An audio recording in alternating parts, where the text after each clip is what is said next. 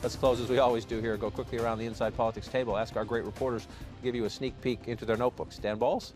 John, Glenn talked about this earlier. Donald Trump's been moving in a particular band in terms of the polling. So is Hillary Clinton. Her band is a little bit higher. As the news moves, those bands move. If it's a good week for Donald Trump, he goes up. If it's a bad week for Hillary Clinton, she goes down, and vice versa. People, particularly Democrats, are wondering whether this moment, this tape, will finally break that cycle, that she will be able to push beyond the margin that she's been able to top out at, which has generally been in the 4 to 5 point range, and go even higher. That's the thing that everybody's going to be looking at over the next couple of weeks. We'll watch it. Tonight we'll shape those polls as well. We'll keep an eye on that, Glenn. I am dying to see a post-Tapegate poll of Ohio. Ohio's been really kind of the bulwark of Trump's Midwestern strategy, where obviously we've seen some pretty significant defections on the part of women as a result of this tape. Hillary had surged ahead by 1 or 2 points in some recent polling. I would just love to see if her improvement in that state is accelerating, because if it is, it's lights out. Ohio would be game over. Stay tuned. CNN's about to go to the field in Ohio. I don't know if I'm supposed to tell you that or tell or tell anybody out there that, but I just did. Maeve?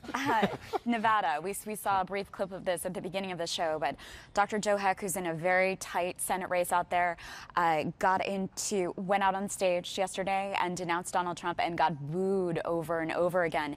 Now, of all the people who came out against Trump after this tape, I think that for Heck, this was maybe one of the biggest gambles, because Nevada is a state that has been very kind to Donald Trump.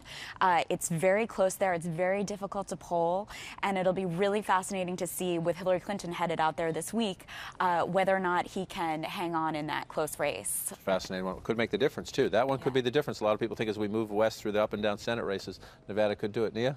Two big progressive groups launching their biggest get out the vote efforts in their histories. Planned Parenthood, as well as the Human Rights Campaign, which is an LGBTQ group. The Planned Parenthood, a $30 million effort. This is all in swing states, particularly targeting millennial voters.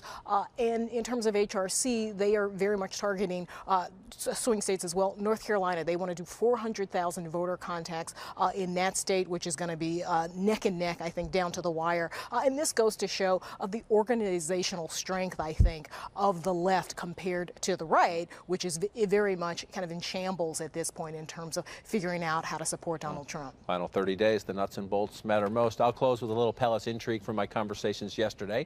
Donald Trump was quite emphatic. He will never quit. We expect to hear that tonight as well. But there are those close to him who see that statement as torn from the pages of Art of the Deal. Very different people. A Trump campaign aide who's known him only for the past year, and a friend who's known him for decades, sent me the same observation, that if tonight goes badly and the polls keep going Clinton's direction, that the never get out will become the starting point in a negotiation.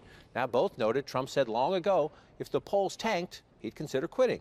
But this close to Election Day, both agreed that's unlikely, but both also said they could see Trump negotiating his exit in exchange for a Republican Party payback of all the personal funds he's poured into his campaign. Now, again, they said they thought it was unlikely. I'm going to tell you I think it's unlikely, but it was fascinating to me that two people close to Trump in his camp would suggest such a thing.